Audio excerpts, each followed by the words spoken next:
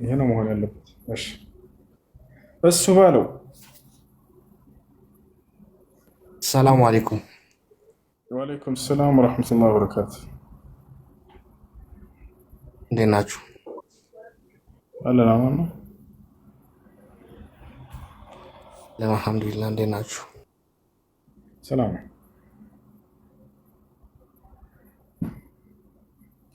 ወደ ጥያቄያችሁ እኔ እንኳን ዱዓ እንድታረግልኝ ነው የገባሁት።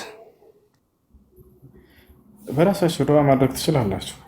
ከጅማ ሼኹል ኢስላም ኢብኑ ተይሚያ ረሂመሁላህ ተዓላ ከቀደምት መልካም ሰለፎች መካከል ከዛልክ የሆነ ሰው መጣና እንደን ሰለፍ ሐሰን አልበስሪ ይመስለኛል ዱዓ አድርግልኝ አለው። አንተ ለራስህ ዱዓ አድርግ። የጉዳዩ ባለቤት ከማንም በላይ የተጨነቀው እርሱ ነው አይደል? በዚህ በተጨነቀ ልባችሁ ብትለምኑት ከማንም በላይ እናንተ ነው የሚሰማው። አመ ይጂቡ ልሙጠረ ኢዛ ደዓሁ ይላል። የተጨናነቀን ሰው ማን ነው የሚሰማው? በጠራ ጊዜ ያለ ከአላህ ስብሐነ ወተዓላ ከእርሱ ውጭ ማንም የሚሰማ የለም። እንደርሱ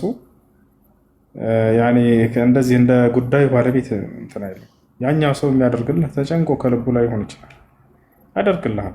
ነገር ግን እንዳንተ ያልተጨነቀም ልቡ እና ዱንያ አኺራህን አላህ ያሳምርልህ። እሺ ሰላም አለይኩም። እሱ ወአለይኩም ሰላም ወራህመቱላሂ ወበረካቱ። ጥያቄ ነበረኝ። እሺ እዚህ ተራዊ ሰላትና አንዳንድ ረዣዥም ሱራዎች ነው እና የሚቀሩት ተራዊ ሰላት ስንሰግድ አንዳንድ ልጆች ስልካቸውን አውጥተው አሰጋጁን ይከተላሉ። እንዴት ይታያል? እሱ ይቻላል ወይስ? እንዳስ በመሰረቱ ችግር የለውም ነበር። ነገር ግን አንድ ሱና ታጣላችሁ በሱ ምክንያት። እሱም ምንድነው? በምትሰግዱ ጊዜ ደረጃችሁ ላይ እጆቻችሁን ማስቀመጣችሁ። ይሄ ሱና ነው። ሱና ምን ሱነን الانبياء ከነቢያቶች ሱና ነው። ነቢያችን ሰለላሁ ዐለይሂ ወሰለም ሐዲስ ላይ ሲናገሩ ምን አሉ? وضع اليد اليمنى على اليد اليسرى في الصدر في وقت الصلاة من سنن الانبياء በሶላት ጊዜ ደረት ላይ ቀኝ እጅን በግራ እጅ ላይ ደርቦ ማስቀመጥ እርሱ ከነቢያቶች ሱና ነው አሉ። ሁሉም ነቢያት በዚህ መንገድ ነበር የሚሰግዱት፣ ልክ እኛ እንደምንሰግደው እና ስለዚህ ይህን ሱና ተጣላችሁ፣ ይህን ሱና ተጣላችሁ። ቁርአን ይዛችሁ ታዳምጡ። እሺ ሐፊዝ ካልሆነ ሰው ሐፊዝ ካልሆነ የሚቀራ እያየ ለመቅራት ከሆነ ይሄ ዑዝር አለው፣ ምክንያት አለው። ይሄኛውስ ምንም ምክንያት የለውም። የኢማም ቅራት ስለሚበቃው ማዳመጥ ብቻ ይበቃዋል። አይ እኔ ተደብር ማድረግ ፈልጌ ነው ማስተንተን ፈልጌ ካለ ማየት አይጠብቅበትም። ትርጉሙን እስካወቀ ድረስ እያዳመጠ ማስተንተን ይችላል። እሺ ሁለተኛ ጥያቄ፣ አንዳንድ እህቶቻችንም ባለቤቶቻችንም ሊኖሩ ይችላሉና እዚህ ፀጉራቸው መጨረሻ ላይ የሚቀጥሉት ነገር አለ። ያው ለሂጃብ ማሳመሪያ ነው የሚሉትና አብዛኞቹ እነሱን በምን ያክል ርቀት ነው ልናስቆም የምንችለው ወይስ ዳዕዋ ልናደርግላቸው የምንችለው? ማለት ቁርጥ ያለ መልስ ሊያስፈልጋቸው ይገባል። ፀጉር ነው የሚቀጥሉት? ምንድን ነው? ፀጉር ሳይሆን ማስያዣ አይነት ነገር ነው። ጀስት ሂጃቡን ግን እንዲያምር ያደርገዋል ነው የሚሉት። የሆነ ፀጉርን ቀጥ አድርጎ እንትን የሚል ነው ወደኋላ ማለት አብዛኞቹ ያን ያክል ፀጉር የላቸውም እና ሲመስ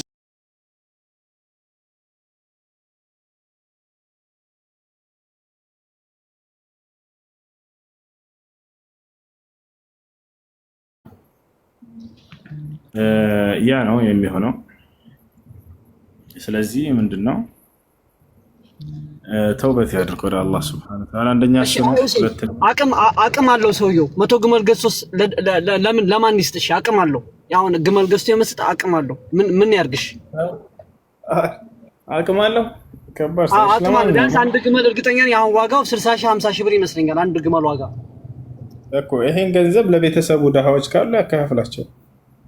ለቤተሰቡ አጎት ምናምን ትዳር ያዙ ቤተሰቦች ካሉት የተቸገሩ ካሉ ለነሱ ለዳዎች ሰደቃ ይስጣል። ለራሱ ቤተሰቦች ማለት እናት ከአባት ምናምን ይችላል አይደል? እናትና አባት ከራሱ ገንዘብ የመስጠት ግዴታ አለበት። አጎት አክስት ምናምን ካሉ ወንድሞች ትዳር ያዙ እህቶች ትዳር ያዙ ካሉ ለነሱ ያካፍላቸው ይቻላል። እሺ ስዋ አንድ ሀጅ ካረገ ሰው ልጅ ማለት ነው ስዋ ከነበረበት በዝሙት በተለያየ ነገር በብዙ ነገር ወንጀል ውስጥ የነበረ ሰው ከነመጨረሻ ወንጀሉ 0 ለ0 ይሰረዝለታል ስዋ? አዎ ከሰው ሐቅ በስተቀር ሁሉም ይሰረዝለታል። እሺ ሰዎቹን ካላገኘ እኔ ወደ ራሴ ልምጣና ስዋ ረዳት ነበርኩ፣ ሹፍርና ሰርቻለሁ፣ ወያላ ነበርኩ ምናምና ወያላ ሲሰራ አሁን የብር ከ50 ሳንቲም ብር ከ75 2 ብር እያደረግን እንቀበል ነበር። እሱ አሁን ለኔ አይገባም ሳንቲሙ። ያው ረዳትነት ስንሰራ ታውቀዋለና ከሹፌሩ ላይ ነው የምንሰርቀው። ከሹፌሩ ላይ 6200 ከሰረቅ 100 ብር ምናምን ደሞዝ ስለማይከፍሉን ብዙ ስለማይሰጡን 100 ብር ምናምን ኪሳችንን እንቀረቅር ነበር እዚህን እና አሁን ያ እንዴት ነው የሚታይልኝ? ተውበት ማለት ለባለቤቱ አይደርስም። ተውበት እንትን ነው ማድረግ ያለባቸው። ኦኬ ለአላህ Subhanahu Wa Ta'ala ተውበት አድርጉ። እሱ ነው መሆን ያለበት። እሺ ስዋ የመጨረሻ ጥያቄ ልጠይቅና ለወረዱ ስዋያ ማዳባ ወጭኝ ብማር ነው የሚሻለኝና መቼ ነው አንተ ደረሳዎችን ሰብስበህ ያንተን ይሄን ዕውቀትን የምታስተምረው? እንደው አንተን አግኝተን 24 ሰዓት አንተ ጋር ውጭ ብለን የምንማርበት ቻንስ ድሉ ይኖር ይሆን?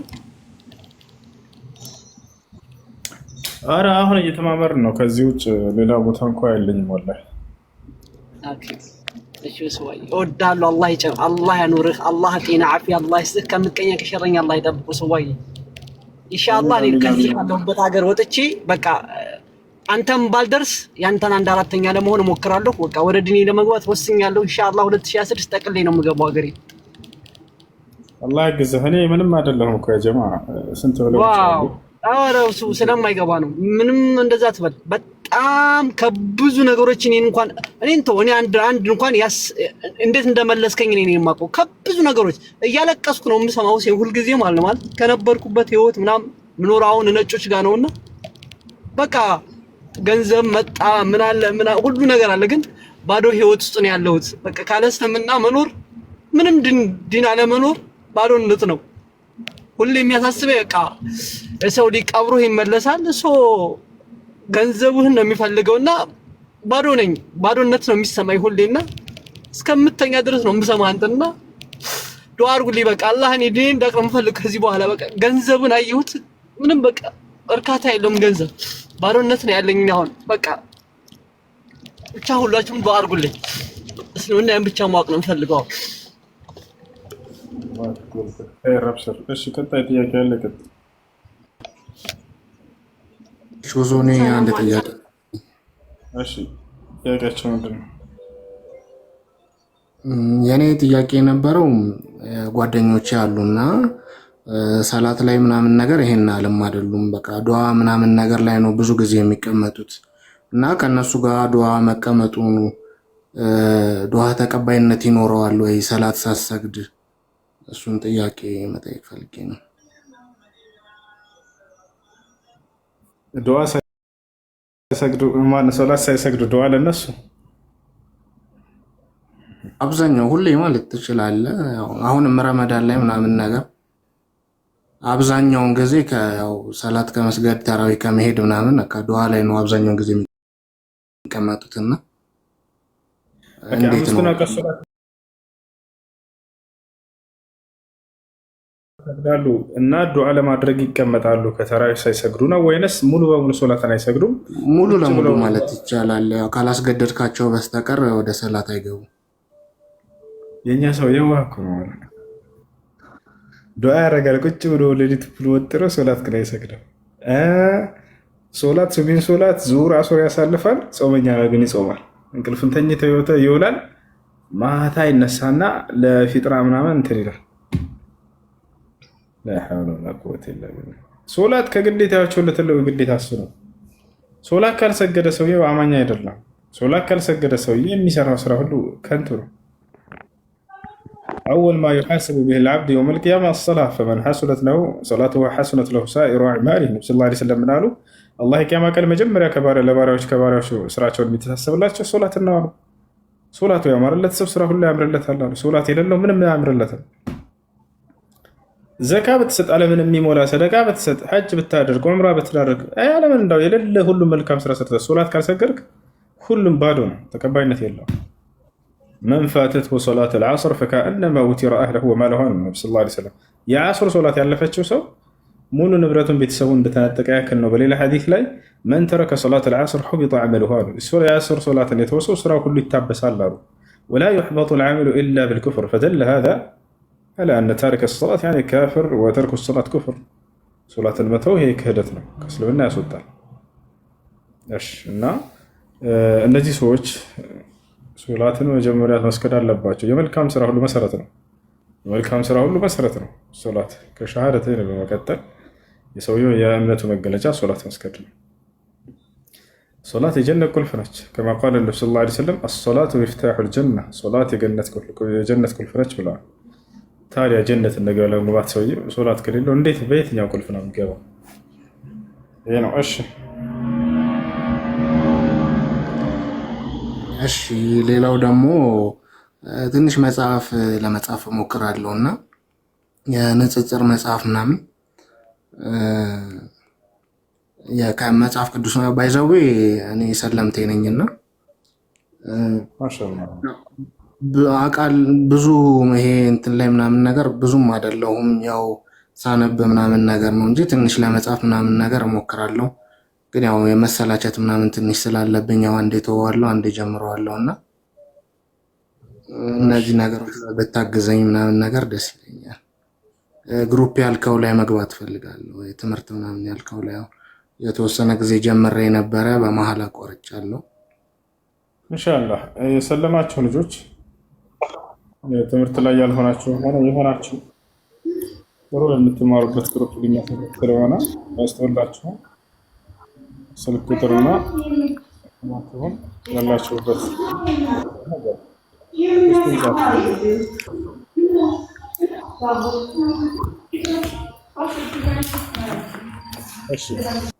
ሰላም አለይኩም። ወአለይኩም ሰላም ወራህመቱላሂ ወበረካቱ። በወረፋ መሰለኝ እኔ ነኝ ባለ ወረፋ። ጠይቂ። ኧረ እኔ ነኝ። ሰላም አለይኩም። እሺ ሁሱ እኔ ሰለምቴ ነኝ እና እናቴ ክርስቲያን ናት። እሺ ይሰማል? ይሰማል። ከይቅርታ ጋር ግን ጽዮን እናስቀድማት። ጽዮን ሰላም ነው? እንዴት ነሽ? የትሽ ናሽ? እሺ ጽዮን ይሰማሻል? የትሽ ናሽ? ሄሎ። እሺ በቃ ከተሽ እና እናቴ ክርስቲያን ናት። እናቴ ሙስሊም ሁኚ ብላት ለምኛት በሰው ማስጠይቂያት ነበረ። መስለም አትፈልግም እና እሷ ጋር ሲሄድ ለእናቴ አንድ ብቻ ስለሆንኩኝ የክርስቲያን ስጋ ካልበላሁ ታለቅሳለች እና የክርስቲያን ስጋ በላለሁ፣ ግን ሃይማኖቱን አላምንበትም። እንዴት ይታያል? ኧረ አይሆንም። መብላት አይቻልም?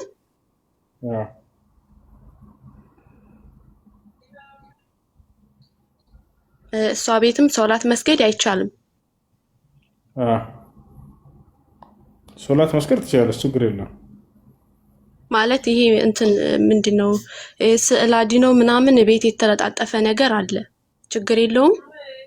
ከቻልሽ ሌላ ስዕል የሌለበት ቦታ ሄደሽ ስገጂ። ሌላ ክላስ ከሌለ ወደ ሱቅ ብለ ወደ ቅብላሽን ወደ ስዕል አድኖ ሳታዞሪ ወደ ጎን ሌላ ወደ ግድግዳ ዘወር ብለሽ መስገድ ትችላለሽ።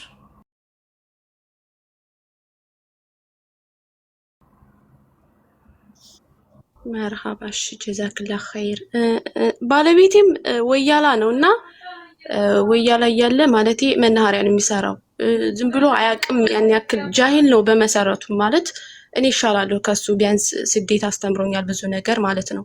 እና ሙስሊም ነው። እኔ ሳገባ ነው የሰለምኩት እና በቃ የክርስቲያን ስጋ እሱም ይበላል። መናኸሪያዎች ዝም ብለው ስለሆኑ ይበላሉ።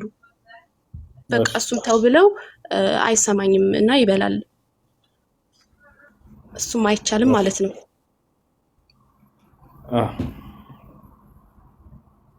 እሺ ለእስከዛሬውስ ምን ማድረግ ነው ያለብን? ተውበት ነው? ተውበት እስከዛሬው። መርሃባ። እሺ ጀዛክላ ኸይር ሁሱ። አሜን።